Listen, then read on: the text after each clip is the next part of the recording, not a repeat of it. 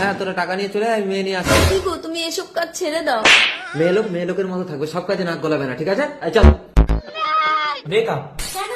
তোমার বাবাকে আগে ভালো কাজ করতে বলো, তারপর। কেন আমার বাবা কি করেছে? কি করেছে চলো দেখবে, চলো। এই নাও মেয়ে, টাকা দাও। এই নিন স্যার, পুরো 5 লাখ আছে। ওকে, থ্যাংক ইউ।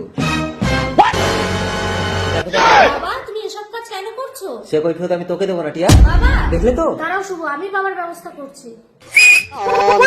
হ্যাঁ বল টিয়া। ঠিক আছে, মুখটা ঢাকিয়ে নে। চল চল। হ্যাঁ চল চল। जैसा के तैसा।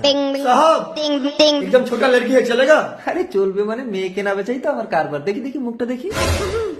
চল, লজ্জা পাচ্ছে। দিজিয়ে পুরো 5 লাখ। Okay sir. রুকো যারা। আরে লজ্জা পাচ্ছ কেন? যে কোনো মেয়েকে আগে আমার ঘরে রাত কাটাতে হয়, তারপর আমি তাকে বিদেশে পাচার করে দেই। চল ঘরে চল। এই মামাতি, ও ঘরে যা, আমি ও ঘরে অন্য মেয়ে নিয়ে রাত কাটাবো। দেখি কোন মেয়ে।